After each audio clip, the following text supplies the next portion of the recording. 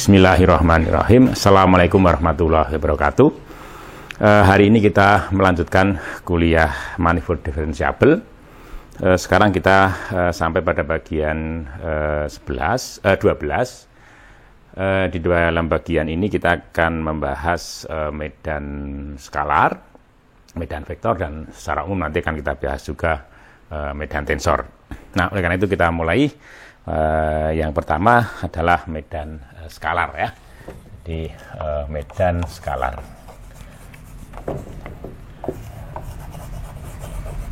Good. Nah, apa itu medan ya? Jadi di sini kita akan bahas satu persatu ya. Good. Yang pertama medan skalar. Jadi ada hal yang perlu saya tekankan di sini bahwa medan skalar itu bukan skalar ya. Medan skalar bukan skalar. Ya. Lalu apa gitu ya? Ini sesuatu yang harus selalu diingat ya, bahwa medan skalar itu bukan skalar. Jadi ini situasinya seperti ketika kita membahas kurva ya. Jadi kurva pada suatu manifold diferensiabel itu bukan lintasannya, itu bukan. Ya, bukan bentuk lintasan itu bukan, tapi lebih cenderung kepada pemetaan. Ya, pemetaan dari suatu interval ya di garis real menuju ke manifold diferensiabel itu. Ya, ini kira-kira situasinya mirip dengan itu ya, lebih ditekankan pada pemetaan gitu ya.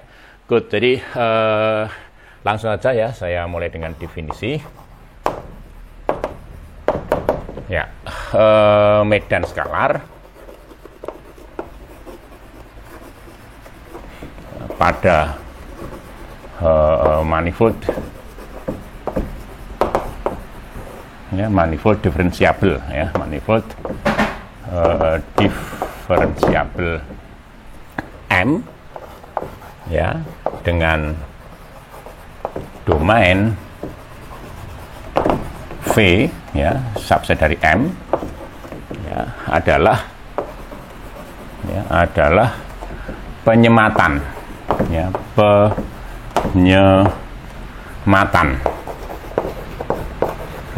penyematan untuk ya setiap titik P anggota V dengan sebuah skalar. Jadi yang disematkan itu adalah skalar, suatu skalar itu.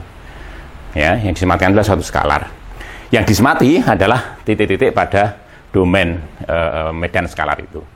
Jadi medan skalar itu lebih cenderung kepada penyematan ya, untuk setiap titik ya, P anggota V ya, dengan sebuah skalar itu. Jadi lebih cenderung pada penyematan itu. Nah, sebenarnya secara mudah ya, ini nanti bahwa suatu medan skalar itu boleh dikatakan sebagai sebuah fungsi gitu ya. Jadi setiap titik P itu akan disemati dengan sebuah skalar ya. Jadi kalau saya tuliskan F itu sebagai medan skalar ya, maka skalar yang disematkan ya pada titik P itu akan kita sebut sebagai FP. Jadi FP ini boleh kemudian kita katakan sebagai skalar yang diperoleh oleh titik P dari medan skalar F gitu ya. Jadi nanti selanjutnya ini ya. Jadi saya tulis di sini bahwa FP ya adalah skalar yang diperoleh oleh titik P ya dari medan F gitu ya. Jadi kita menyatakannya seperti itu ya. Jadi skalar ini, FP itu skalar ya, itu adalah skalar yang diperoleh oleh titik P dari medan skalar F itu. Oke, jadi sebenarnya fungsi medan skalar F pun juga bisa ditulis ya, sebagai pemetaan dari dari M menuju ke F gitu. Jadi F itu boleh dalam hal ini bisa kompleks, bisa real gitu. Jadi kalau nilai skalar itu adalah bilangan kompleks, ya, maka kita sebut sebagai medan skalar kompleks gitu. Jadi kalau demikian juga kalau seandainya nilai Fp itu, ya, skalar yang disematkan itu bilangan real, maka kita sebut sebagai medan skalar real gitu, ya. Oke, jadi tapi nanti ada cara pandang yang lain yang lebih umum daripada cara pandang semacam ini, nanti kita singgung bareng sebentar, ya. Nah, sebelum itu, ya, sekarang kita coba sepakati gitu ya, bahwa C infinite M, R misalnya, ya, itu hendak kita sepakati sebagai himpunan, ya, himpunan yang beranggotakan seluruh, ya, seluruh medan skalaar real gitu, ya. Oke. Sementara C infinite atau C tak berhingga MC itu kita sepakati sebagai, ya, himpunan yang beranggotakan seluruh, ya, seluruh medan skalaar kompleks gitu. Ya, jadi saya lebih bicara lebih umum, ya, artinya bahwa kita masih membahas medan skalaar yang domainnya itu tidak harus seluruh M, melainkan pada suatu himpunan tertentu, subhimpunan tertentu di M gitu. Jadi kita sebut sebagai domainnya. Good, ya. Nah, ini C infinite MR dan C infinite MC itu memiliki struktur aljabar, ya. Jadi C infinite MR, ya, maupun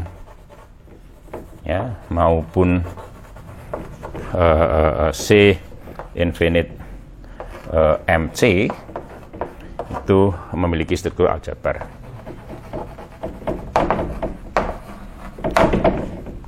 Struktur aljabar.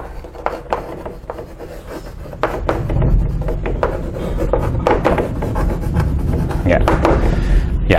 Jadi contoh C infinite MR, ya, disertai dengan penjumlahan fungsi dan perkalian dengan skalar, ya. Jadi perkalian dengan skalar, ya. Jadi saya tulis skalarnya real gitu, ya. Oke. Dan juga disertai dengan perkalian fungsi, ya. Jadi ini saya urutkan gini aja, ya. Jadi C infinite MR disertai dengan, ya, penjumlahan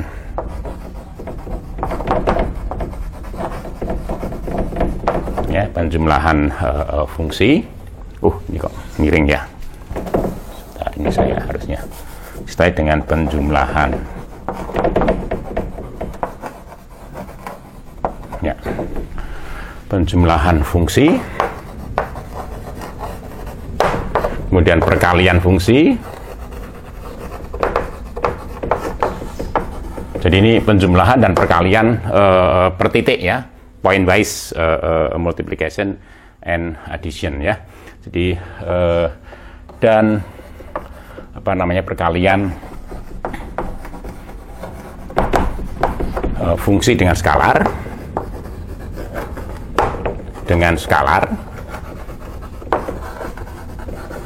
ya, dalam hal ini bilangan-bilangan real merupakan, ya,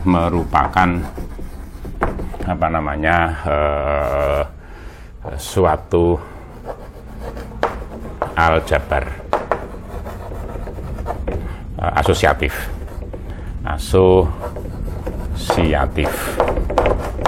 Ya. Nah, demikian juga ada C infinite MR, C infinite MC ya. Demikian juga C infinite MC. Ya, disertai dengan apa namanya? Ya, jadi suatu aljabar asosiatif real gitu ya. Oke, jadi karena apa namanya ruang vektor yang mendasarinya ya adalah ruang vektor real. Nah, C infinite MC itu merupakan ya disertai dengan operasi yang sama ya, perkalian fungsi, penjumlahan fungsi per titik ya, kemudian juga perkalian fungsi dengan skalar kompleks ya, itu membentuk atau merupakan aljabar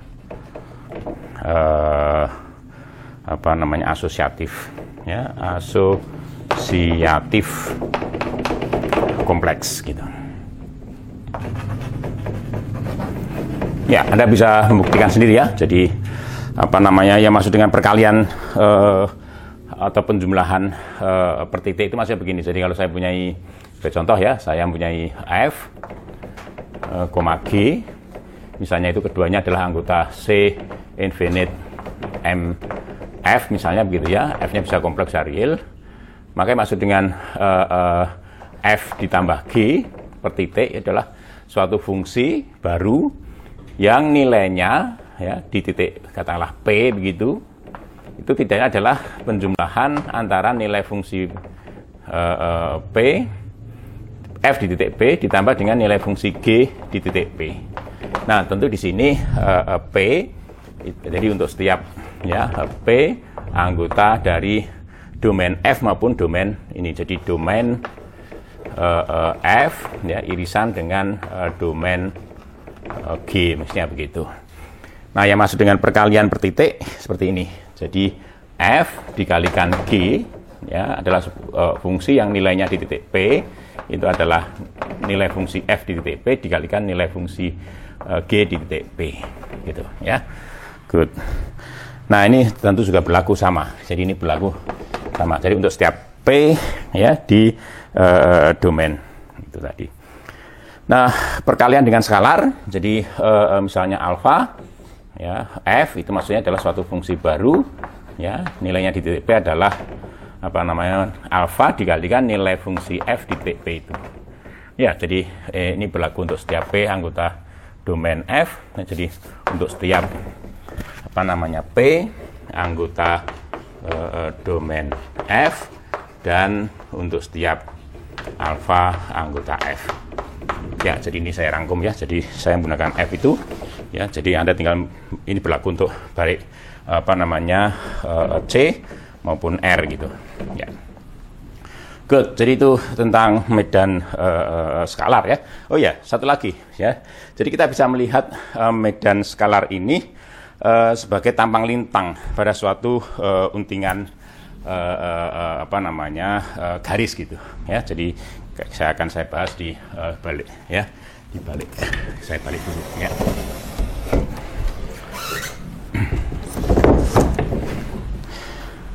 Jadi medan ya skalar ya secara umum dapat dipandang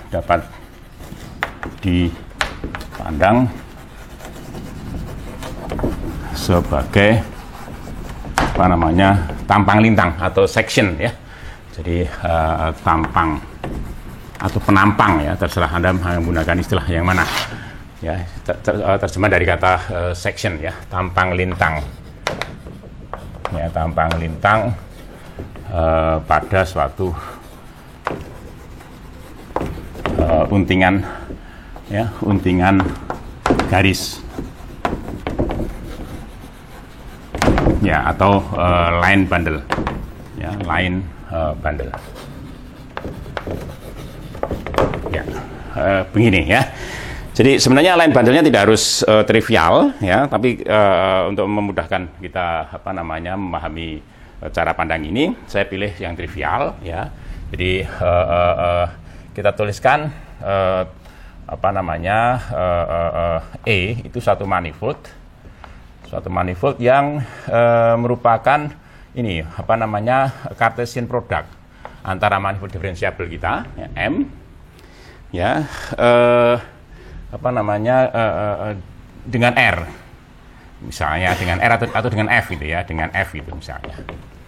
Ya, artinya bahwa ini manifold diferensiabel yang anggotanya atau titik pada manifold itu ditentukan oleh pasangan ini. Jadi P, alfa gitu. Ya, dengan P itu anggota M, ya, alfa itu anggota F gitu. Ya. Good. Nah, kemudian kita definisikan apa namanya ini proyeksi. Jadi proyeksi dari E menuju ke M gitu. Jadi bahwa setiap pasang itu tadi P, alfa kita proyeksikan dengan P, alfa yang ini tidak adalah P itu sendiri. Good. Jadi dalam hal ini kita bisa menunjukkan dengan mudah bahwa kita mempunyai apa namanya garis, untingan garis. Jadi untingan garis itu adalah keuntingan yang seratnya itu berdimensi 1 ya, seperti itu ya. Oke, jadi ini adalah untingan garis ya E di atas M gitu. Dengan serat apa namanya standarnya adalah F ya. F itu sekali lagi ya. Jadi F itu boleh apa namanya dari C maupun R gitu ya. Nanti tergantung pada situasinya ya. Good. Nah, kemudian suatu fungsi itu boleh dipandang sebagai pemetaan ya dari M menuju ke E gitu. Ya, sedemikian sehingga ya atau sedemikian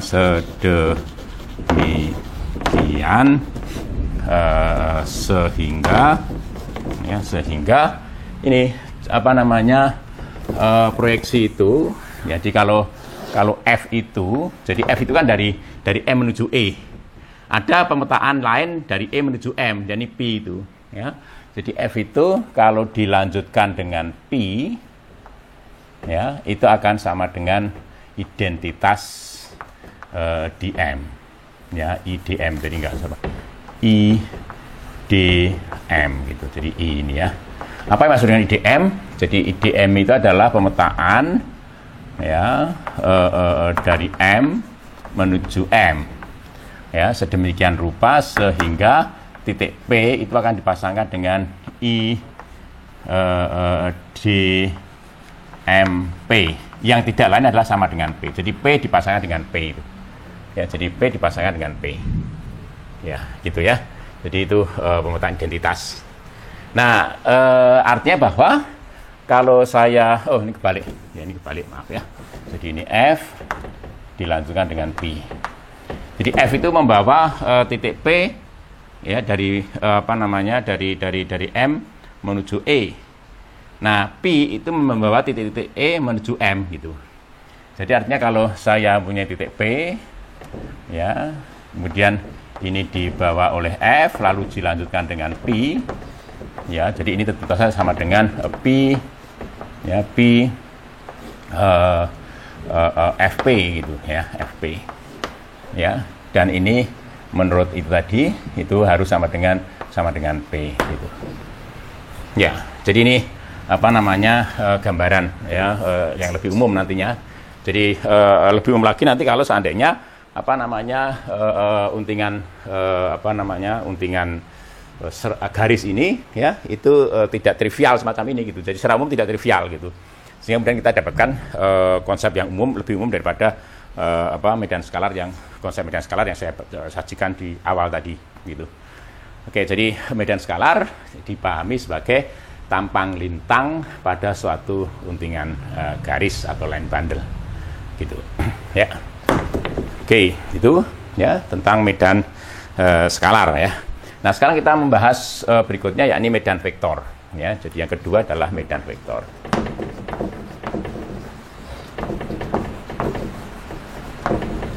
Ya. Nah, sekali lagi seperti yang dalam kasus medan skalar ya. Jadi bahwa ungkapan ini harus diperhatikan. Jadi bahwa medan vektor ya itu bukan vektor, ya medan vektor bukan vektor, ya. Ya sekali lagi ya, medan vektor bukan vektor. Oke, nah kalau begitu apa itu medan vektor ya? Nah, kita coba sajikan definisinya ya, definisi. Ya, suatu medan vektor, ya saya tulis sebagai x misalnya, ya pada manifold diferensiabel, ya jadi manifold diferensiabel M, ya dengan domain V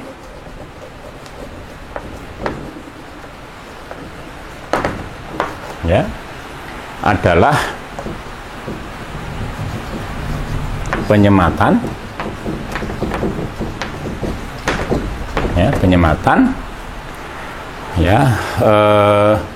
suatu vektor singgung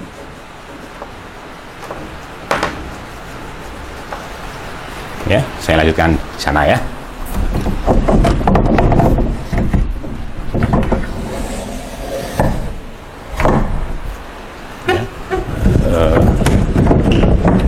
Adalah penyematan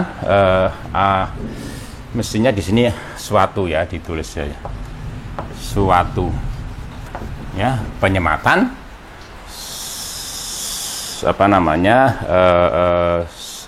ya ini saya perbaiki dulu ya, ini kurang tepat ya, kurang enak didengar, ini saya hapus dulu.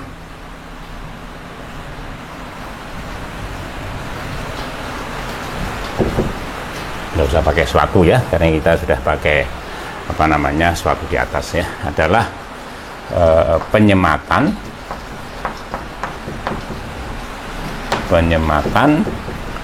suatu vektor singgung ya, suatu vektor singgung saya tulis sebagai X gitu ya, X P anggota TPM. Jadi TPM adalah ruang singgung ya di titik P ya. Oke. Jadi penyematan suatu vektor singgung XP anggota untuk setiap ya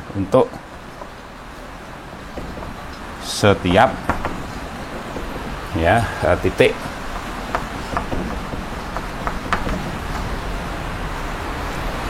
jadi XP ya untuk setiap titik P anggota V tadi ya.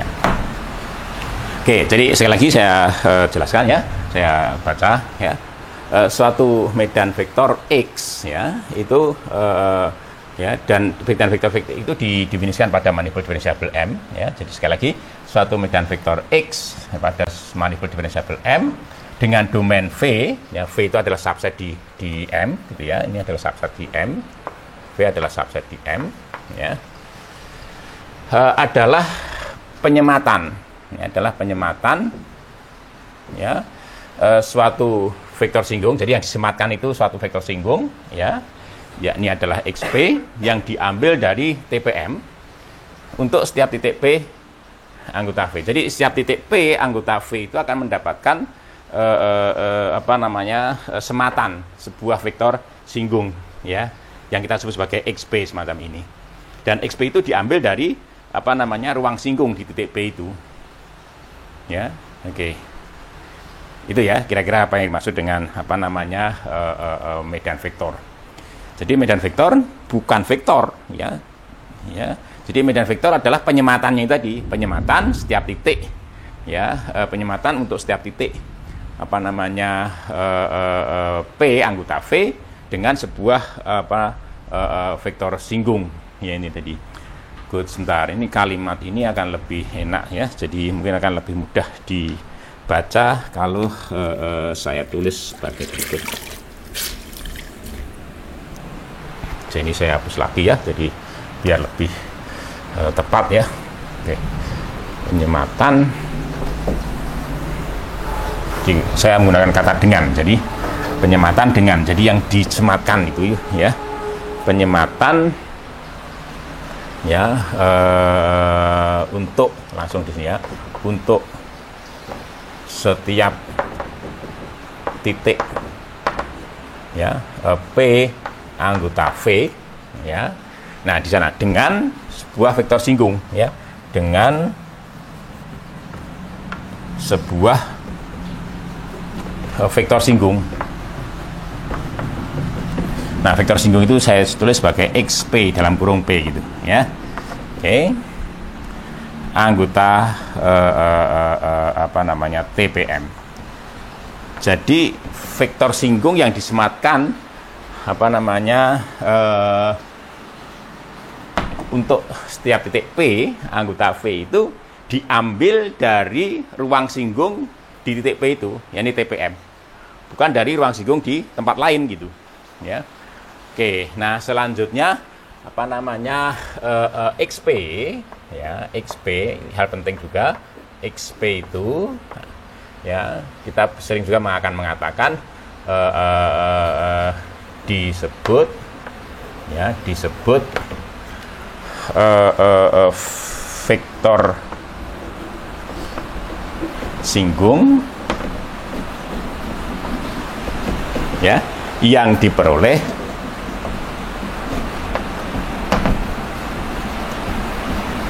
ya, yang diperoleh atau didapat ya oleh titik P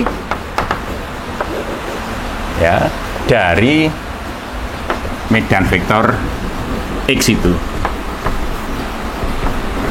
ya. Lihat di sini Bapak betapa medan vektor itu dipahami lebih pada penyematan itu ya, bukan yang disematkan gitu.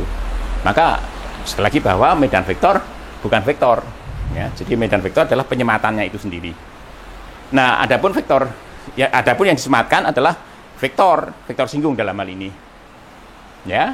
Nah, apa namanya, vektor singgung yang disematkan itu kemudian kita sebut sebagai vektor singgung yang diperoleh oleh titik-titik itu dari medan vektor X itu. Oke, jadi saya rasa cukup jelas ya tentang apa namanya, bahwa ungkapan bahwa medan vektor itu bukan vektor gitu. Oke, nah selanjutnya kita akan membahas wakilan. Jadi ingat ya, jadi medan vektor adalah penyematan setiap titik ya, untuk setiap titik pada domain dan medan vektor itu dengan sebuah vektor singgung. Jadi oleh karena itu kemudian secara lokal vektor singgung yang disematkan itu bisa kita tuliskan ya, seperti yang sudah kita bahas pada bagian-bagian yang lalu ya. Jadi sebagai contoh misalnya misalkan U, V itu suatu sistem koordinat ya, koordinat sedemikian sehingga titik P misalnya itu akan memiliki apa namanya, koordinat ini, titik P memiliki koordinat ini VP ya, dan VP itu akan kita tulis sebagai ini ya, jadi X1, X2 sampai dengan XN gitu. Oke. Nah, seperti yang sebelumnya tentu saja kemudian kita bisa memiliki basis ya, basis lokal di sekitar U itu tadi ya, wilayah U itu ya. Sehingga kemudian kita bisa menuliskan ya secara lokal ya, secara lokal ya, secara lokal vektor singgung XP itu, vektor singgung XP ya, ini vektor singgung yang diperoleh oleh titik P dari medan vektor X ya, itu kemudian secara lokal saya tulis begini ya, pada wilayah ini sistem koordinat itu bisa ditulis sebagai X mu ya, jadi harusnya ada sigma ya, sigma X mu Nah, sigma x mu itu bergantung pada koordinat tentu saja Vp itu. Oke. Ya, jadi bergantung pada koordinat ini tadi. Kemudian dikalikan dengan parsial x mu gitu. Ya. Ya, ini tentu juga bisa di oke, ini mestinya saya salah tulis ya. Jadi bukan Vp ya. Jadi ini ya. Jadi ini X1 gitu ya, maksudnya X1, X2 sampai dengan N gitu ya. Oke, jadi tergantung pada titik ini. Padahal titik ini tidaknya adalah Vp tadi. Maaf ya, adalah Vp tadi. Nah, kemudian ini parsial x mu gitu. Ya, jadi kemudian kita boleh saja menuliskan ini sebagai x mu ya, bergantung pada tadi Vp tadi ya, Vp ya. Oke, nah ini kemudian parsial mu. Ini ada sigma ya, mu itu dari 1 sampai dengan n dijumlahkan itu. Oke, jadi secara lokal kita bisa menuliskannya seperti ini ya, dengan tentu saja dalam hal ini dengan ini ya, dengan x mu ya, x mu itu adalah pemetaan ya untuk setiap mu ya. Jadi pemetaan dari Vu ya menuju ke F tadi, ke R ya, ke R gitu ya, menuju ke R ya. Jadi untuk setiap mu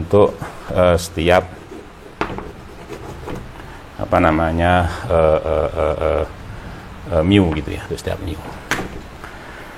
Oke ya, jadi tentu saja secara lokal orang bisa menuliskan ya medan vektor itu dengan cara seperti itu. Jadi bahwa xp itu vektor singgung ya di titik P, xp itu tadi itu secara lokal bisa dituliskan semacam ini. Nah, tentu x mu itu bisa dipandang sebagai pemetaan karena x mu itu nanti tergantung pada titik P. Ya, jadi x mu nilai x sekian ini tergantung pada titik P tadi ya, dilihat di sini ya, tergantung pada titik P ya. Oleh karena itu x mu itu adalah suatu fungsi yang didefinisikan pada range dari sistem koordinat itu tadi atau pemetaan koordinat itu tadi ya. Jadi setiap titik ya di sini yang mewakili titik P itu akan dipasangkan dengan suatu bilangan namanya ini ya. Oke, jadi oleh karena itu kemudian dengan demikian ya suatu medan vektor itu bisa dituliskan sebagai ini tadi secara lokal ya, secara lokal itu bisa ditulis sebagai ini ya. Oke, x mu ya, parsial mu gitu. Ingat ya, di sini ada sigma ya. Sigmanya kita menggunakan notasi konvensi penjumlahan Einstein, di mana sigmanya tanda sigmanya kita tidak perlu tuliskan asalkan ada indeks ya di atas dan di bawah, itu artinya ada penjumlahan terhadap indeks itu. Good. Jadi dengan x itu adalah x mu adalah ini tadi fungsi tadi ya. Saya rasa cukup jelas ya bagaimana kita bisa menuliskan wakilan lokal ya untuk medan vektor itu. Good. Nah, sekarang seperti yang sudah saya jelaskan tadi bahwa medan skalar bisa dipandang sebagai untingan tambang lintang ya pada suatu untingan garis ya. Dalam ini saya gunakan untingan garis yang trivial. Maka kemudian medan vektor ini juga bisa dipandang sebagai tambang lintang pada suatu untingan gitu. Nah, dalam hal ini adalah untingan singgung yang sudah kita bahas di bagian-bagian yang lalu. Oke, kita hapus lebih dulu ya.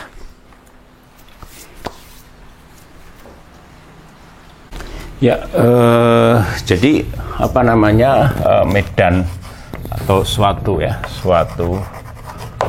medan vektor ya x ya pada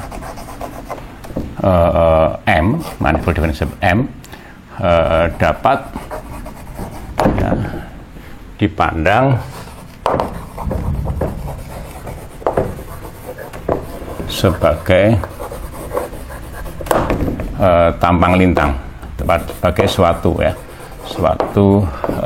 tampang lintang.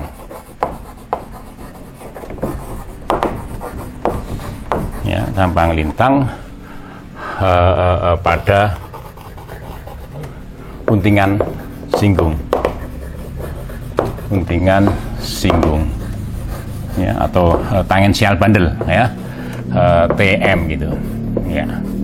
Jadi ingat ya, jadi dulu kita sudah bahas TM itu, ya. Jadi TM, ya, itu tidak lain adalah apa namanya, didefinisikan sebagai gabungan, ya, gabungan P anggota M dari TPM. Jadi gabungan saling asing, ya, gabungan saling asing, ya, untuk setiap apa namanya TPM, ya. Jadi semua TPM untuk setiap P itu digabungkan, ya, satu dengan yang lain, ya. Kita sebut sebagai TM itu. Artinya bahwa anggota TM itu adalah apa namanya vektor-vektor singgung gitu, ya, vektor-vektor singgung, ya. Oke, jadi di samping itu juga di dalam konsep tangensial bundle ini atau untingan singgung ini ada pemetaan proyeksi P, ya. Jadi TM, ya, menuju ke M gitu, ya. Jadi kalau di sini nanti apa namanya ada XP, ya, dengan XP itu anggota suatu TPM gitu, ya, maka ini akan dipasangkan oleh P, ya, XP itu dengan apa namanya dengan titik P itu sendiri gitu, ya. Nah, itu bisa digambarkan seperti ini, ya. Jadi apa namanya gambarkan ini adalah TM itu. Jadi TM sendiri juga manifold differentiable, ya, ingat, ya, TM itu manifold differentiable. Kita juga sudah dulu mengkonstruksi apa namanya atlas, ya, di TM, atlas yang diimbas dari apa namanya atlas yang ada di M gitu, ya, sudah dibahas itu. Jadi katakanlah misalnya ini M gitu, ya. Jadi kalau ini pandang sebagai M, ya, jadi M gitu. Ini TPM, maka ada pemetaan ini jadi P itu, ya. Oke, jadi kalau ini apa namanya ini misalnya adalah TPM, ini titik P, ya. Ini titik P itu di sini misalnya titik P. Kemudian oke, ini saya perbaiki, ya. Jadi ini titik P-nya di sini misalnya titik P. Ya, kemudian ini TPM gitu. Maka P itu membawa suatu titik di sini katakanlah, ya, sebagai tadi XP tadi, ya, XP, ya, anggota ruang singgung tadi. Jadi XP-nya titik ini, ya, saya gambarkan sebagai titik, ya. Maka titik XP ini oleh P dibawa ke titik P itu. Jadi dibawa ke sana gitu, ya. Oke, jadi proyeksi seperti itu, ya.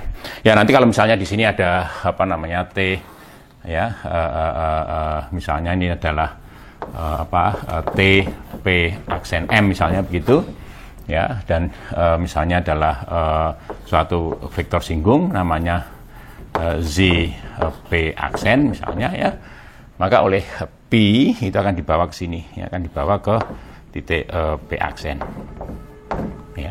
Jadi ZP oleh P itu dibawa ke apa namanya ZP aksen itu oleh P aksen, ya, oleh P aksen dibawa ke P aksen, maaf, ya. Oke, jadi itu tentang apa namanya TM, ya, tentang untingan singgung atau tangensial bundle gitu. Nah, medan vektor itu bisa dipandang sebagai apa namanya tampang lintang. Jadi tampang lintang pada apa namanya ini, jadi saya tulis ini, ya, X. Jadi tampang lintang itu adalah pemetaan, ya. Jadi saya tulis di sini, ya. Jadi XP, ya, X, ya, medan vektor, ya, medan vektor, ya, medan vektor X, ya, sebagai suatu tampang, ya, lintang, pada TM ya dapat ditulis sebagai pemetaan X, atau di bawah, saya tulis di bawah ini ya, X gitu, dari M menuju ke TM ya, yakni bahwa setiap titik P ya anggota M itu akan dipasangkan dengan XP gitu, dan XP itu adalah anggota TM gitu. Oke. Yang memenuhi syarat ya, syarat berikut ini ya, syarat berikut bahwa X ya dilanjutkan dengan P itu sama dengan identitas ya di M gitu ya. Jadi X dilanjutkan dengan P itu sama dengan identitas di M. Oke, jadi kalau digambarkan dengan cara ini tadi ya, jadi dengan cara itu kita bisa menuliskan apa namanya medan vektor kita itu seperti ini ya. Jadi X itu, atau di sini dulu gambarnya ya, gambarnya terus di sini. Jadi misalnya ini adalah TM itu ya, ini TM ya, ini TM. Jadi ini M-nya di sini, ini M. Nah, X itu membawa ini dari M menuju ke sana. Jadi X itu ke sana ya. Oke, ini saya tulis gini aja ya di sini ya. Jadi ini X gitu, medan vektor itu tanpa lintang tadi. Oke, nah juga ada pemetaan ini P. P itu dari apa namanya TM menuju ke M gitu ya, menuju ke M gitu ya. Nah, XP itu adalah anggota TPM gitu ya. Jadi kalau misalkan saya punya titik P di sini ya, titik P, maka titik P itu akan dibawa oleh X itu ke sini ya, ke katakanlah gini ya, ini XP tadi ya, XP ya. Nah, tentu saja ini adalah TPM ya, TPM ya gitu. Jadi ini TPM ya. Good. Nah, sehingga kemudian kalau XP yang berada di TPM itu diproyeksikan oleh P, hasilnya adalah P itu gitu ya. Jadi kalau saya tulis di sini ya, jadi XP itu adalah anggota TPM gitu ya. XP itu anggota TPM. Sehingga kalau kemudian ini saya kenai pemetaan P, saya proyeksikan ya, maka ini tidak lain boleh ditulis sebagai P bundaran X gitu ya, titik P, tulis seperti itu. Nah, yang tadi XP adalah anggota TPM, maka oleh P akan dibawa ke P gitu. Nah, ini, jadi ini kan akhirnya kemudian tidak lain ini tadi. Jadi ini tidak lain adalah I D M P itu. Ya, jadi medan vektor, suatu medan vektor bisa dipandang sebagai pemetaan dari manifold diferensiabel M menuju ke manifold diferensiabel TM sedemikian rupa sehingga ini berlaku gitu. Sedemikian rupa sehingga ini syarat ini berlaku. Ya. Syarat sebagai tampang lintang tadi itu harus berlaku. Ya. Good.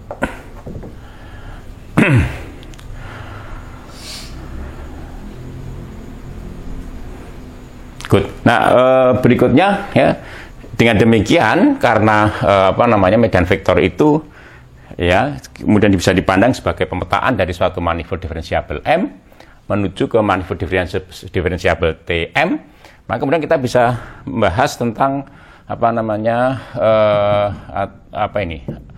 diferensiabilitas ya medan vektor itu. Nah, tentu dalam hal ini suatu medan vektor X ya itu dikatakan diferensiabel apabila sebagai pemetaan dari M menuju ke TM itu diferensiabel gitu ya. Saya tulis di sini ya. Suatu ya medan vektor ya, suatu median vektor X, ya, itu pada M, ya, dikatakan diferensiabel, ya, diferensiabel, ya, ya tentu biasanya ya kalau kita bicara umum misalnya ini CR gitu ya, variabel CR gitu, ya, itu apabila X sebagai pemetaan, ya, pemetaan dari, atau saya tulis lengkap ya, sebagai pemetaan dari, ya, manifold diferensiabel, ya, manifold, ya, diferensiabel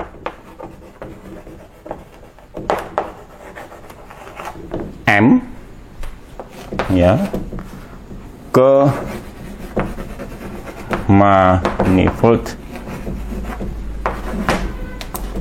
diferensiabel, ya, manifold diferensiabel TM itu, ya, diferensiabel.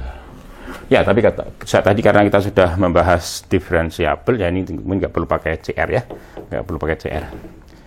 Jadi M ke manifold diferensiabel TM bersifat diferensiabel. Jadi ini saya tulis dalam kurung aja ya, biar lebih jelas. Oke, jadi suatu median vektor X, ya, pada manifold M, ya, dikatakan diferensiabel itu apabila X, ya, sebagai pemetaan dari manifold diferensiabel M menuju ke manifold diferensiabel TM itu diferensiabel gitu. Ya, nah kemudian tentu kalau kita bicara diferensiabilitas pemetaan antar manifold, kemudian kita harus melihat bagaimana wakilan lokalnya, ya, wakilan koordinat dari pemetaan itu gitu. Nah, jadi ingat tadi bahwa secara lokal, jadi tadi secara lokal XP gitu ya, itu bisa ditulis, ya, seperti ini, ya, bisa ditulis seperti ini. Jadi dalam suatu sistem koordinat, ya, di M gitu, ini bisa ditulis seperti ini, ya, ya, X mu, ya, ini X1, ya, kemudian sampai dengan Xn gitu, N adalah dimensi dari M, ya, kemudian ini parsial mu gitu, ya. Good. Ya, kita lihat di situ bahwa pemetaan X itu, ya, kemudian bisa dipandang seperti ini. Jadi X itu, ya, secara lokal, ya, secara lokal. Jadi saya tulis begini, ya, U, V itu bisa dipandang sebagai pemetaan, ya, pemetaan dari VU, ya, jadi nanti menuju ke ini, dan menuju ke TV, ya, TU gitu. Masih ingat ya, saya rasa. Jadi bahwa setiap titik P misalnya dengan koordinat X1 atau titik X1, X2 sampai dengan Xn di VU, ya, itu dibawa menuju ke ini. Jadi TV TU, ya, jadi ini tadi, ya, jadi ini kan anggota TV TU, ya, ini anggota TV TU. Jadi kalau ditulis X1, X2 sampai dengan Xn, lalu muncul nilai tadi, ya, jadi X, ya, 1 sebagai fungsi X1 gitu ya, sampai dengan Xn, ya, kemudian, ya, Xn gitu, ya, ini ditentukan dari X1 sampai dengan Xn, ya, gitu, ya. Lihat di sini. Jadi kita kemudian punya pemetaan, ya, dari VU di R pangkat N menuju ke TVTU di R pangkat 2N gitu. Jadi bahwa ini pemetaan ini titik ya di VU itu dibawa ke sini. Nah, dari sini kita lihat. Jadi oleh karena itu ya, kalau medan vektor X itu diferensiabel ya sebagai pemetaan dari M menuju TM, itu jika dan hanya jika tentu saja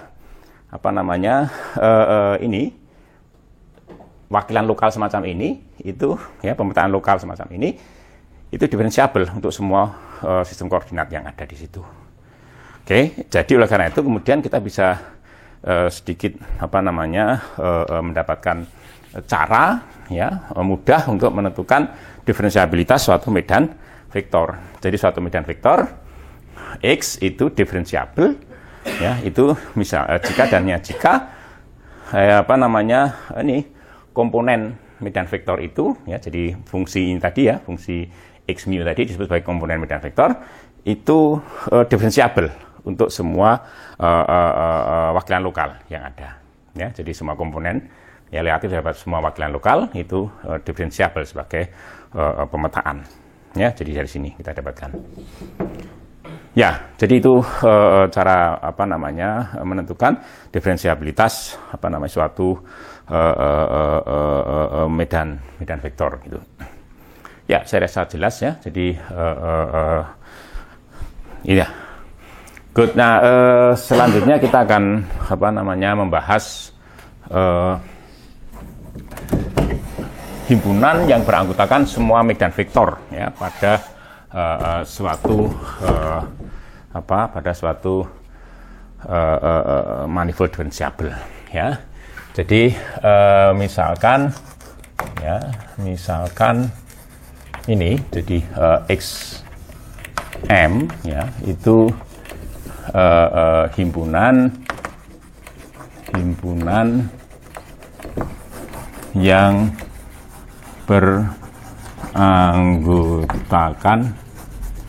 beranggotakan ya seluruh medan vektor yang diferensiabel ya pada manifold M ya, manifold diferensiabel tentu saja ya, manifold M gitu. Oke. Nah, kemudian dengan mudah ya kita bisa menunjukkan bahwa XM ini akan memiliki struktur aljabar ya. Jadi nanti relatif ya terhadap atau di atas lapangan real R ataupun nanti di atas aljabar C infinite tadi ya. Jadi XM ya, saya tulis gini ya, XM itu ternyata bisa ditunjukkan dengan mudah ya, dengan menggunakan ya penjumlahan tadi. Jadi XM dibekali atau disertai ya dengan ya penjumlahan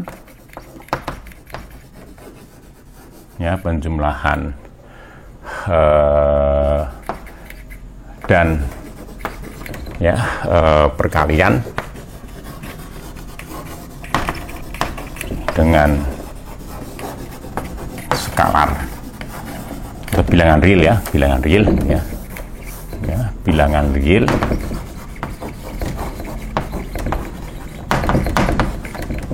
ya. Jadi ini penjumlahan per titik ya, penjumlahan per titik dan perkalian dengan bilangan real juga per titik ya. Itu per titik pointwise ya, maksud saya merupakan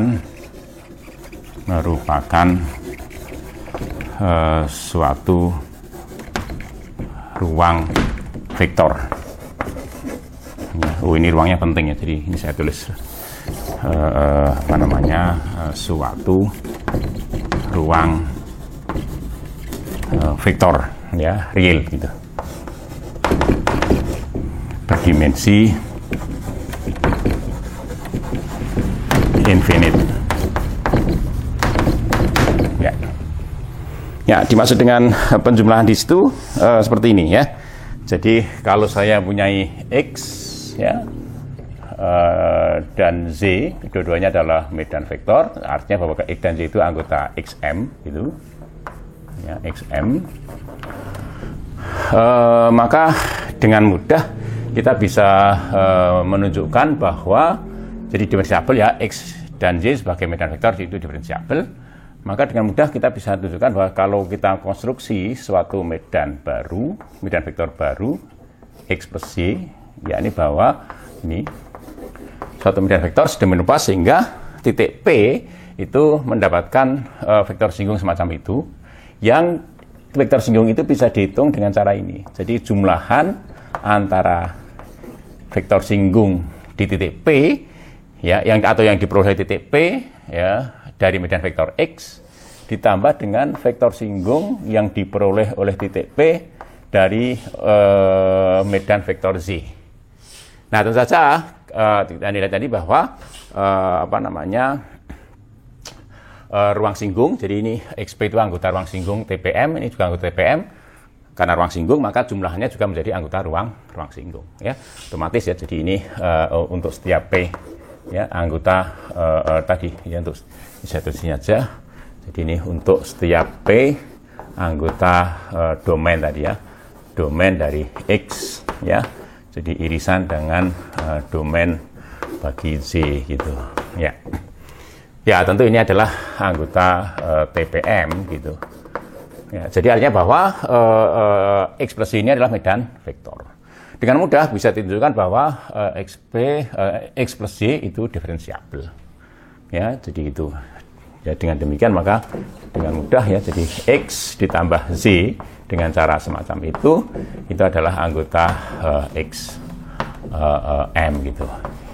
Ya, ini penjumlahan seperti itu. Nah, sementara perkalian dengan skalar, jadi untuk setiap X, ya, jadi untuk setiap X, ya, anggota XM, dan untuk setiap alfa anggota R bilangan real, ya. Lalu saya definisikan alfa X, ya, itu suatu medan vektor sedemikian rupa sehingga vektor singgung yang diperoleh oleh titik P, yakni alfa XP, itu tidak adalah perkalian antara medan vektor yang diperoleh oleh titik P dari medan vektor X dikalikan dengan skalar alfa itu. Nah, tentu ini juga merupakan anggota dari TPM. Ya, dengan demikian maka orang bisa dengan mudah memahami bahwa ini adalah diferensiabel, ya. Jadi oleh karena itu alfa X, ya, medan vektor alfa X ini adalah anggota XM itu. Ya, dengan mudah Anda bisa tunjukkan bahwa kedua operasi ini, ya, ini penjumlahan dan perkalian dengan skala real itu menjadikan XM ini merupakan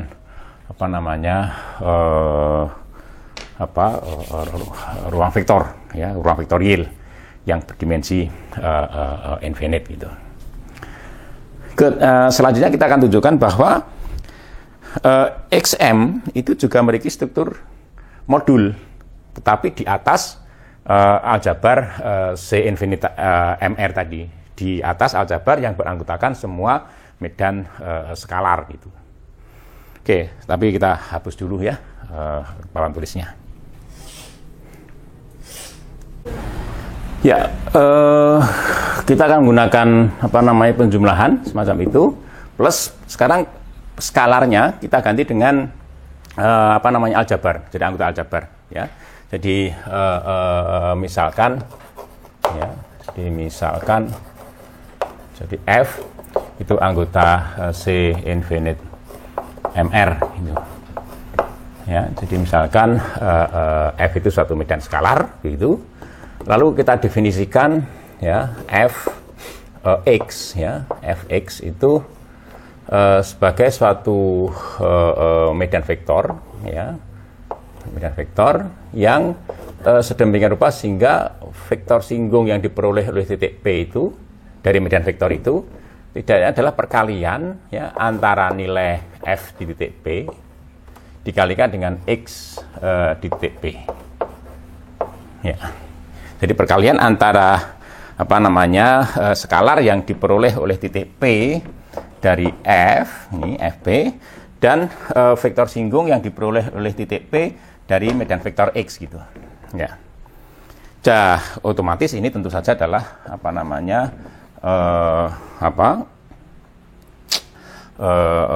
otomatis ini adalah anggota TPM, ya, anggota TPM gitu. Ya. Good. Nah, kemudian orang bisa sebenarnya apakah betul ini merupakan medan vektor? Itu bisa dilihat, ya, misalnya nanti dengan menggunakan sifat bahwa medan vektor itu adalah suatu turunan atau derivatif, ya, pada aljabar ini C infinite M. Itu akan kita bicarakan nanti, ya. Oke, jadi oleh karena itu kemudian percaya dulu bahwa ini merupakan medan vektor gitu, ya. Jadi ini adalah medan vektor baru, ya, perkalian X dengan F gitu. Nah, XM disertai dengan perkalian ini tadi, penjumlahan ini tadi, dan perkalian dengan skalar ini, itu membentuk modul di atas C infinite MR itu. Ya, jadi sekali lagi saya tulis himpunan XM yang beranggotakan semua medan vektor yang diferensiabel pada M, ya, disertai, ya, dengan, ya, disertai dengan penjumlahan, ya, ya, per titik dan perkalian, ya, dengan anggota C, ya, aljabar C infinite M R, ya, merupakan suatu modul. Jadi bukan ruang vektor, tapi sesuatu yang lebih umum, ya, dari ruang vektor, ya, ini disebut sebagai modul gitu. Ya, itu good. Nah, buktinya, ya, saya rasa bisa ditunjukkan, ya, dengan mudah, ya. Jadi beberapa sifat, ya, jadi misalnya penjumlahannya itu asosiatif, kemudian komutatif gitu, ya, kemudian ada unsur 0 di situ, ya, medan vektor 0, ya, menyematkan setiap titik pada M dengan vektor 0 di masing-masing TPM, ya. Nah, kemudian juga ada lawan, ya, medan vektor lawan, ya, dan sebagainya, ya. Nanti semua ini bisa ditunjukkan baik XM sebagai ruang vektor di atas lapangan real R maupun sebagai modul di atas aljabar C infinite MR itu bisa ditunjukkan, ya. Saya tidak sulit, ya, menunjukkan itu. Nah, sekarang kita bicarakan satu hal lagi yang penting dari medan vektor itu, ya. Jadi bahwa medan vektor itu bisa dipandang juga sebagai turunan atau derivatif secara aljabar, ya. Jadi orang aljabar mengekstrak derivatif, ya, turunan itu sebagai diekstrak itu adalah sifat aljabarnya, dan kemudian dikatakan sebagai derivatif. Sifat aljabar dari derivatif atau turunan itu adalah bahwa operasi pengambilan derivatif atau turunan itu sifatnya linear, ya. Jadi kalau ada dua buah fungsi f dan g, misalnya sembarang fungsi diturunkan, ya, misalnya fungsi dengan variabel x misalnya gitu, ya, real, ya, f dan g. Nah, f plus g kalau diturunkan hasilnya adalah turunan f ditambah turunan g. Kemudian juga kalau f dikalikan dengan skalar alpha f gitu lalu diturunkan, maka hasilnya adalah perkalian antara turunan f, ya, terhadap x itu dikalikan dengan alpha. Jadi operasi penurunan semacam itu, pengambilan turunan semacam itu sifatnya linear gitu, sebagai pemetaan sifatnya linear. Jadi pemetaan dari suatu himpunan fungsi-fungsi ke himpunan fungsi-fungsi yang lain itu sifatnya linear. Good. Di samping itu juga kalau kita berhadapan dengan perkalian antara dua buah fungsi, kita turunkan jadi f kali g misalnya, maka berlaku aturan Leibniz. Itu dua sifat aljabar yang menonjol ya dari yang dimiliki, bukan menonjol, dimiliki oleh apa namanya operasi pengambilan turunan dari suatu fungsi. Maka kemudian para pakar aljabar itu mendefinisikan derivatif atau turunan itu dengan mengambil 3 sifat tadi atau 2 sifat ya, linear dan berlaku aturan Leibniz gitu. Ya, jadi kita lihat ya bahwa X sebagai apa namanya medan vektor ya. X sebagai medan vektor ya. Gini, jadi kalau X itu ya medan vektor, maka XP adalah vektor singgung yang diperoleh oleh apa tadi titik P ya dari medan vektor X itu. Nah, ini secara lokal itu bisa dituliskan ya sebagai apa namanya tadi jadi X mu ini U, V ya, jadi U, V itu bisa ditulis sebagai ini ya X mu ya di ini titik X1 sampai dengan Xn gitu, lalu dikalikan dengan parsial mu. Maksudnya parsial mu adalah parsial X mu gitu. Kita ingat, jadi kalau sebagai apa namanya vektor singgung, ingat ya kalau kita bicara tentang vektor singgung XP misalnya, itu suatu vektor singgung anggota TPM, maka ini bisa membawa setiap vektor fungsi atau medan skalar f itu apa namanya menjadi ini, jadi x itu tadi bilangan-bilangan ya, jadi ini hasilnya adalah suatu bilangan gitu ya, hasilnya suatu bilangan, jadi suatu bilangan apa namanya parsial f v ya secara lokal ya U, V masih ingat ya saya rasa. Ini suatu bilangan-bilangan, ya, komponen dari vektor singgung XP itu, ya, jadi apa namanya parsial X mu gitu. Dan ini dievaluasi di titik P gitu. Jadi apa namanya titik tadi VP gitu, VP, gitu. Nah, juga berlaku bahwa nanti kalau F dikalikan G, hasilnya adalah ini, jadi perkalian tadi, jadi ya XP sembarang medan vektor singgung XP kalau dikenakan pada perkalian antara F dan G gitu, hasilnya adalah FP itu lalu dikalikan, atau saya tulis sini ya, tulis di sini akan sama dengan XP ya dikenakan pada F dikalikan dengan GP ditambah dengan FP dikalikan XP dikenakan pada G. Gitu. Ya, hasilnya seperti ini.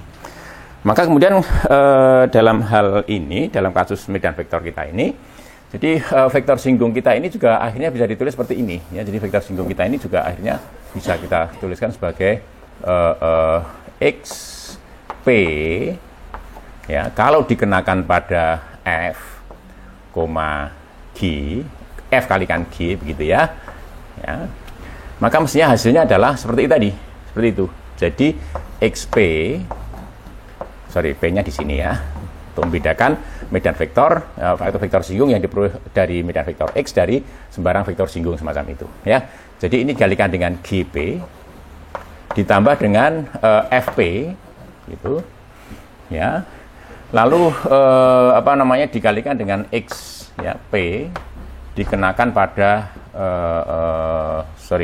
ini keliru ya, jadi ini harusnya XP ya dikenakan pada F gitu ya, ini dikenakan pada G kalau gitu.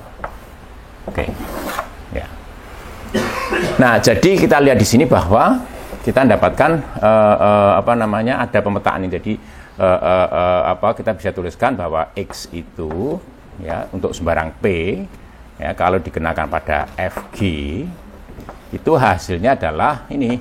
Jadi X ya dikenakan pada F ya, ditambah dengan dikalikan dengan G, ditambah dengan F, dikalikan X, dikenakan pada G. Ya, jadi tinggal kemudian apa yang maksud dengan XF itu harus kita jelaskan ya. Jadi coba saya jelaskan di sini. Ya, jadi apa namanya yang dimaksud dengan X ya dikenakan pada F itu tidak adalah pemetaan dari M katakanlah begitu menuju ke R gitu, menuju ke R, yakni bahwa setiap titik P anggota M itu akan dipasangkan dengan ini X F ya di titik P gitu, yang itu tidak lain adalah ini tadi, tidak lain adalah X P dikenakan pada F gitu ya. Jelas ya, saya rasa ya. Jadi ini tentang makna tadi. Jadi sorry ya, ini XP dikenakan pada F gitu ya. Ya, itu tentu adalah bilangan real ya. Jadi ini bilangan real ya. Jadi apa yang ada di bagian kanan ini adalah bilangan real gitu ya. Oke, jadi oleh karena itu XF ini adalah suatu fungsi. Jadi XF itu adalah medan skalar gitu. Jadi bahwa XF itu adalah anggota C infinite MR gitu ya, anggota C infinite MR. Oke. Nah, ya saya tidak sulit membuktikan ini bahwa XF itu. Kenapa? Karena XF itu menjodohkan setiap atau menyemati setiap titik P anggota M itu dengan suatu skalar ini gitu, suatu skalar itu, ya, suatu skalar itu. Oke. Nah, sehingga XF itu adalah suatu fungsi yang diferensiabel. Jadi kita lihat di situ bahwa X itu boleh dipandang sebagai pemetaan dari C infinite MR gitu ya, menuju ke C infinite MR gitu. Anda bisa tunjukkan dengan mudah bahwa memenuhi diferensiabel ya, sifat pemetaan ini, fungsi ini diferensiabel memenuhi sifat ini. Yang pertama ya, bahwa X itu linear ya, linear terhadap real ya, terhadap real gitu. Artinya bahwa X ya misalnya dikenakan pada F ditambah dengan G, hasilnya adalah XF ditambah dengan XG gitu ya. Itu yang pertama. Kemudian juga berlaku bahwa X dikenakan pada alfa F, alfa bilangan real, itu hasilnya adalah alfa XF gitu ya, XF. Oke, jadi linear ya, X itu linear sebagai pemetaan dari C infinite MR menuju ke C infinite MR. Nah, kemudian yang kedua ya, X memenuhi ya aturan Leibniz. Leibniz ya, jadi ini nama orang ya. Jadi Leibniz ya, relatif terhadap perkalian fungsi. Ya, itu bisa dilihat dari sini tadi. Lihat ya di sini bahwa kita punya ini. Ya, jadi untuk setiap untuk setiap F, G anggota C infinite MR gitu. Ya. Maka X FG, F dikalikan G itu akan sama dengan XF dikalikan G ditambah dengan F dikalikan XG gitu. Ya. Nah, dengan demikian maka X itu merupakan suatu turunan. Karena apa? memenuhi dua syarat ini. Jadi X itu pemetaan dari C infinite MR menuju C infinite MR, X itu linear, ya. Dan yang kedua adalah bahwa X itu memenuhi aturan Leibniz, ya, relatif terhadap perkalian fungsi. Jadi kalau ada dua buah fungsi f dan g, kita kalikan lalu kita kenakan X, ya, hasilnya adalah seperti itu. Oke, jadi f jika X itu suatu medan vektor, maka X itu adalah suatu turunan. Jadi kita dapatkan paling tidak, ya, kalimat ini. Jika X itu anggota XM, ya, ini bahwa X itu medan vektor, maka, ya, X itu suatu turunan.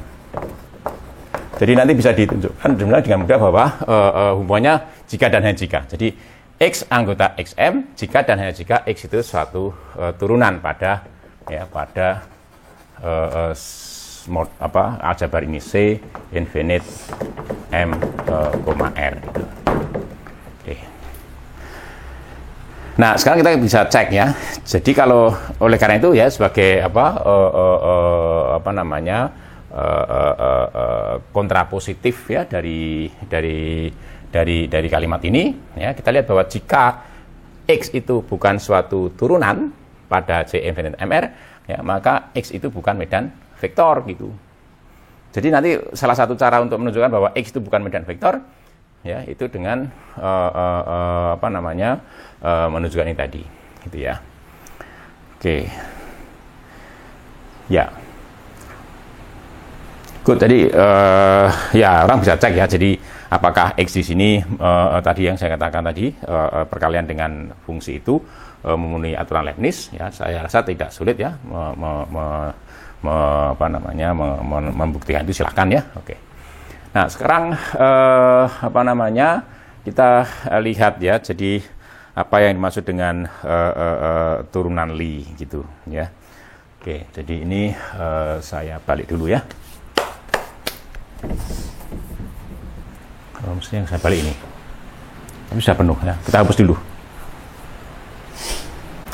Oke, selanjutnya gini. Jadi misalkan, ya, X dan Z itu dua buah medan vektor, ya.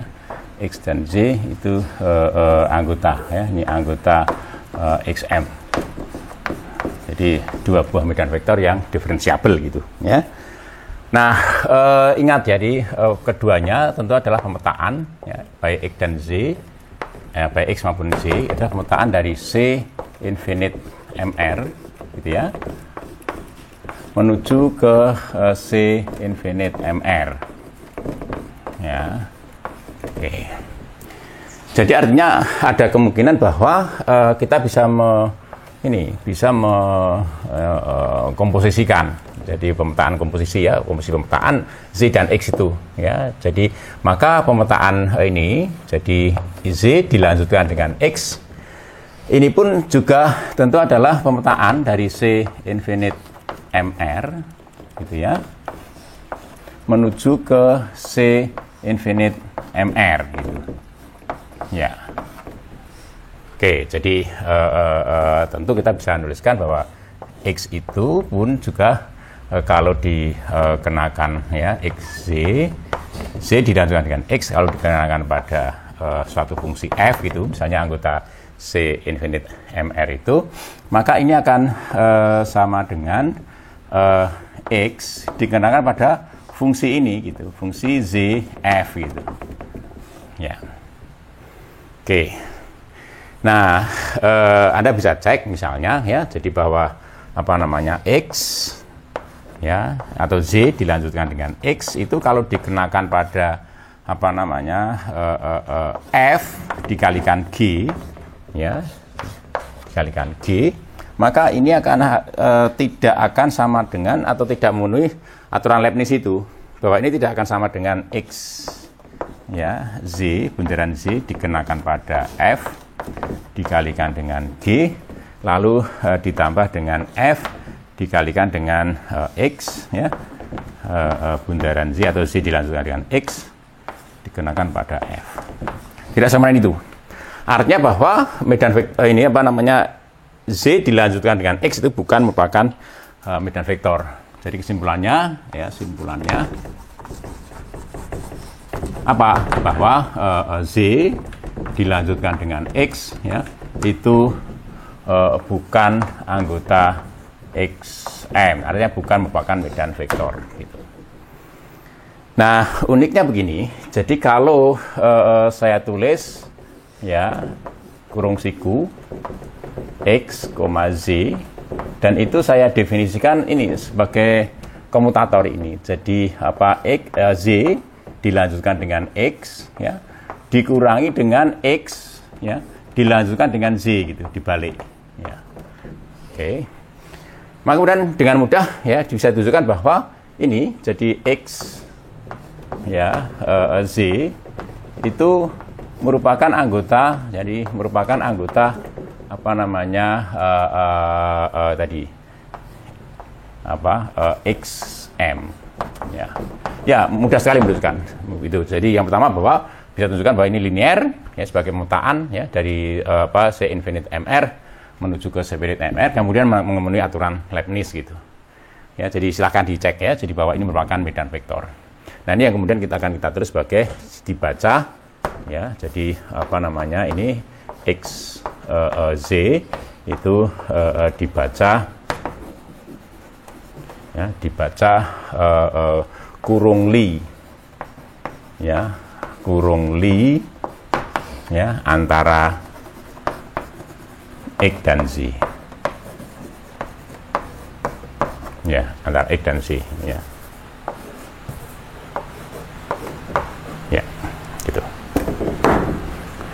Ya, jadi medan vektor. Jadi komposisi semacam ini bukan medan vektor, tapi kurung Li antara medan vektor X dan medan vektor Z seperti ini merupakan apa namanya medan vektor. Anda bisa tunjukkan bahwa ini sebagai pemetaan, ya. Jadi tentu saja berlaku ini tadi, ya. Jadi kalau ini tadi, ya. Jadi pemetaan dari C infinite MR menuju C infinite MR dari step F, ya, itu akan dipasangkan dengan ini tadi. Ya, dari sini sebagai medan tadi, ya, bahwa nanti step F C infinite MR, ya, F itu anggota itu akan dipasangkan dengan ini X, Z, ya, F gitu. Maksudnya adalah bahwa tadi X, ya, Z, F gitu, ya, dikurangi dengan Z, ya, X, F, ya. Oke. Ya, dengan cara ini Anda bisa tunjukkan bahwa aturan Leibniz itu berlaku, ya. Tidak sulit, ya, agak panjang tapi tidak sulit, ya. Oke, jadi dan itu sifatnya linear. Jadi pemetaan ini sifatnya linear. Jadi kalau F itu ditambah G, F plus G, maka ini F plus G ini juga akan linear, ya, sifatnya gitu. Jadi silakan buktikan sendiri bahwa apa namanya pemetaan ini sebagai pemetaan dari C infinite MR menuju ke C infinite MR itu sifatnya linear dan berlaku aturan Leibniz. Sehingga kemudian kita bisa simpulkan ini tadi, ya, bahwa apa kurung Li antara X dan Z itu merupakan suatu medan vektor, gitu. Nah, ada beberapa sifat dari kurung Li itu, ya.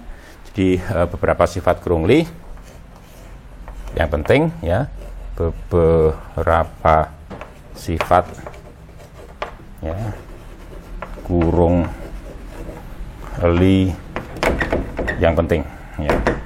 Jadi yang pertama, ya, dengan mudah bisa terlihat bahwa, ya, kurung Li, ya, antara apa namanya X dan Z itu akan sama dengan minus, ya, minus kurung Li antara Z dan X, ya.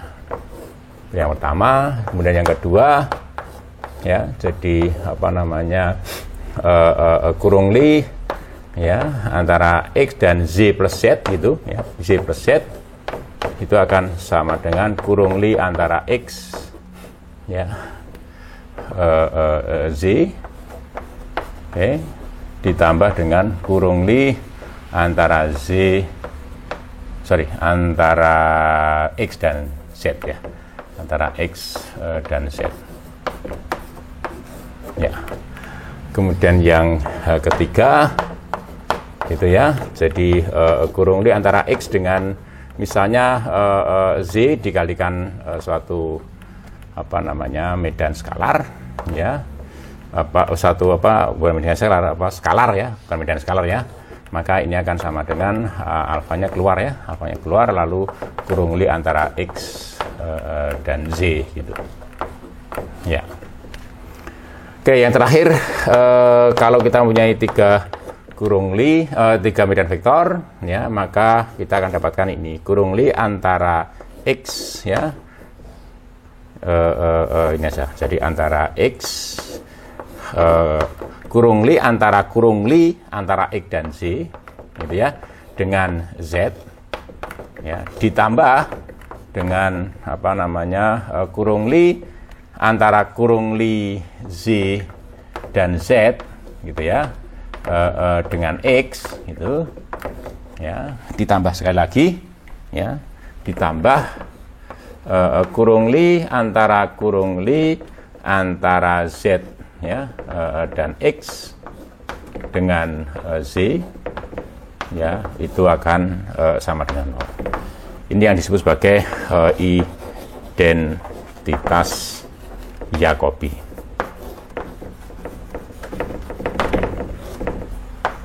Oke. Good. Jadi ini 4 sifat penting ya dari kurung Li itu ya, antara dua buah medan vektor. Oke, jadi yang pertama adalah antisimetris ya. Jadi kurung Li antara X dan Z sama dengan minus kurung Li antara Z dan X ya. Kemudian kurung Li jumlahan ya, sama dengan jumlahan kurung Li. Kurung Li antara X dengan perkalian Z dengan skalar adalah perkalian kurung Li X dan Z dengan skalar. Dan yang terakhir adalah identitas Jacobi. Nah, dengan demikian ya, kita lihat di situ bahwa himpunan yang beranggotakan semua medan vektor ya pada manifold M itu tadi merupakan peluang vektor ya, yang berdimensi infinite. Nah, itu kemudian di sana kita temukan perkalian ini tadi. Jadi kita lihat, jadi kurung Li itu ada perkalian ya, dalam pengertian bahwa dua anggota XM atau dua buah medan vektor ambil kurung Li-nya, hasilnya adalah medan vektor gitu. Hasilnya adalah medan vektor. Jadi oleh karena itu orang bisa melihat bahwa kurung Li ini adalah suatu perkalian di XM gitu. Dan perkalian itu memenuhi aturan ini. Jadi maka orang sebenarnya sebagai perkalian perkalian Li gitu ya. Jadi ya perkalian Li. Jadi oleh karena itu XM disertai dengan perkalian Li, kurung Li itu merupakan aljabar Li ya. Merupakan suatu ya aljabar Li ya berdimensi infinite, karena sebagai ruang vektor XM itu berdimensi infinite ya, atau saya tulis yang berdimensi infinite, yang berdimensi infinite gitu. Good ya. Jadi itu beberapa sifat ya dari medan vektor ya. Nah, ada beberapa hal yang lain yang harus kita bicarakan terkait dengan medan vektor ini. Jadi yang pertama nanti adalah apa yang kita atau sering kita sebut sebagai kurva integral ya, kurva integral bagi suatu medan vektor gitu. Nah, kemudian terkait dengan itu apa yang nanti disebut sebagai aliran atau flow gitu. Nah, itu yang akan kita bicarakan di bagian berikutnya. Ya, saya rasa sampai di sini. Terima kasih. Ya, wassalamualaikum warahmatullahi wabarakatuh.